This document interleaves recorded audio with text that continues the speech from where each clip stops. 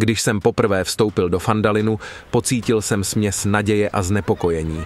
Vesnice se snažila znovu postavit na nohy, ale stíny minulosti a nové hrozby byly všudy přítomné. Viděl jsem v této malé osadě potenciál, ale věděl jsem, že její přežití bude záviset na odhodlání a odvaze jejich obyvatel. Tohle byl můj nový domov.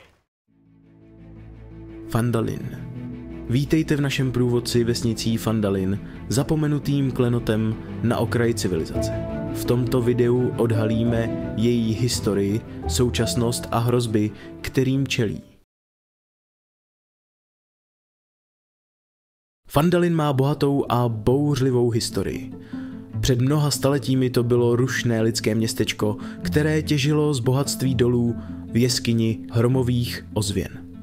Trpaslíci a gnomové zde uzavřeli Fendelverský pakt, který jim umožnil těžit a zpracovávat cenné nerosty a vyrábět magické předměty. Tuto prosperitu však ukončila orčí horda, která zpustošila celou oblast. Jeskyně hromových ozvěn byla zničena a město opuštěno. Po staletí se o návrat pokoušeli různí dobrodruzi, ale nikdo neuspěl. V posledních letech se však Pfandalin začal znovu oživovat díky osadníkům z Neverwinter a Waterdeep. Dnes je Pfandalin domovem farmářů, dřevorubců, obchodníků s kožešinami a hledačů pokladů, kteří sem přicházejí v naději na nové začátky. Pfandalin je plný života. Na tržišti se shromažďují obchodníci, farmáři prodávají své plodiny a dřevorubci tahají čerstvě pokácené dřevo z okolních lesů. Vesničané jsou zaneprázdněni svými každodenními úkoly. Každý den je pro ně boj o přežití, ale také o obnovu a růst vesnice. Pfandalin je domovem různých řemeslníků a obchodníků. Každý z nich přispívá svým dílem k prosperitě vesnice. Pfandalin přitahuje mnoho dobrodruhů a hledačů pokladů, kteří přicházejí hledat bohatství a slávu v nedalekých horách. Obyvatelé Pfandalinu se snaží chránit svou vesnici před nebezpečími, která číhají v okolních lesích a horách. Spolupracují, aby udrželi mír a pořádek. Pfandalin je domovem mnoha důležitých postav, které hrají klíčové role v životě vesnice. Představme si některé z nich. Sildar Zimohrad, známý také jako Sildar Hallwinter, je agentem panské jednoty, který hledá svého ztraceného kolegu Jarna Alberka. Sildar je zkušený válečník, který bojoval v mnoha bitvách a má hluboký smysl pro spravedlnost. Jeho hlavním cílem je obnovit bezpečí a prosperitu Pfandalinu, což často znamená bojovat proti různým hrozbám, které ohrožují vesnici. Elmar Barten provozuje největší obchod v obci, Bartenův proviant. Elmar je přátelský a vždy ochotný pomoci, což z něj činí oblíbenou postavu mezi vesničany i dobrodruhy. Jeho obchod je klíčovým místem pro získávání zásob a informací, což z Elmara dělá důvěryhodný zdroj zpráv a drbů o dění v okolí. Hostinský Toby Kameník neboli Toblen Stonehill vede hostinec u Kameníka, hlavní místo setkání pro místní i dobrodruhy. Toby je známý svou pohostinností a širokým úsměvem, což z něj činí oblíbeného mezi návštěvníky i vesničany. Jeho hostinec je nejen místem odpočinku, ale také centrem pro sdílení informací a plánování dobrodružství. Halina Trnistá neboli Halia Thornton vede hornickou směnárnu, kde se váží a proplácí cenné nálezy. Halina je tvrdá a obchodně zdatná žena, která má přehled o všech těžebních aktivitách v okolí. Je klíčovou osobou pro hledače pokladů, kteří chtějí své nálezy zpeněžit, a její směnárna je důležitým místem pro ekonomiku vesnice.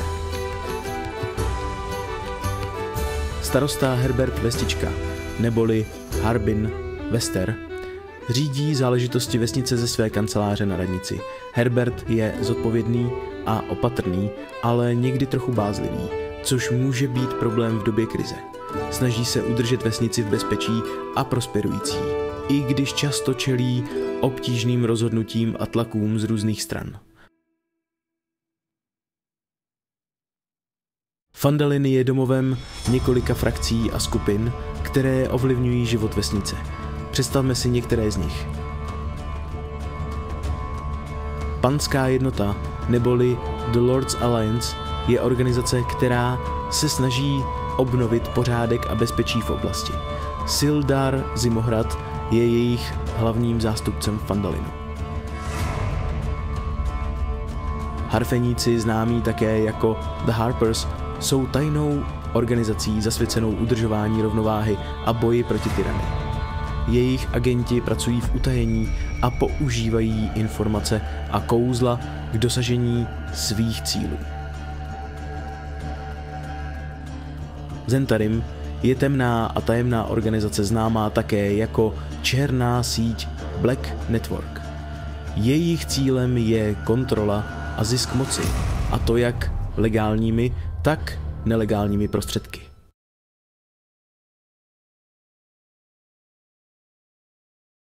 Phandalin není jen klidnou vesnicí. Terorizuje ji gang rudocejchů vedený záhadným sklívcem neboli Glastafem. Tento gang šikanuje a vydírá celé město. Kromě toho je okolní krajina domovem mnoha nebezpečných osob a tvorů, včetně draka Mrazimora, který vyhnal mnoho bytostí z jejich hnízd. Phandalin a jeho okolí nabízí mnoho zajímavých míst, která stojí za to prozkoumat. Představme si některá z nich. Hostinec u Kameníka neboli The Stonehill Inn je hlavním místem setkání a odpočinku. Je to ideální místo pro získávání informací a najímání dobrodruhů.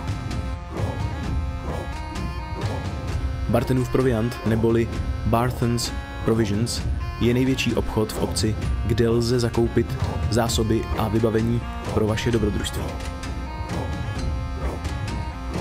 Hornická směnárna neboli Phandalin Miners Exchange je místem, kde se váží a proplácí cenné nálezy, důležité pro všechny hledače pokladů. Radnice neboli Townmasters Hall je sídlem starosty Herberta Vestičky, kde se vyřeší všechny důležité záležitosti vesnice. Jeskyně hromových ozvěn neboli Wave Echo Cave jsou historické doly, které byly kdysi zdrojem bohatství pro Phandalin. Jeskyně je plná tajemství a nebezpečí. Ruiny města Hromostrom neboli Thunder Tree jsou místem, kde žije druid Červenka, který má hluboké znalosti o okolní krajině. Rokliský hrad neboli Cragmaw Castle je pevnost náčelníka rokliských goblinů, klíčové místo pro pochopení hrozby černého pavouka. Phandalin je vesnice plná hrdinů a nebezpečí. Připravte se na dobrodružství, které změní nejenom tuto vesnici, ale celé mečové pobřeží. To je pro toto video všechno.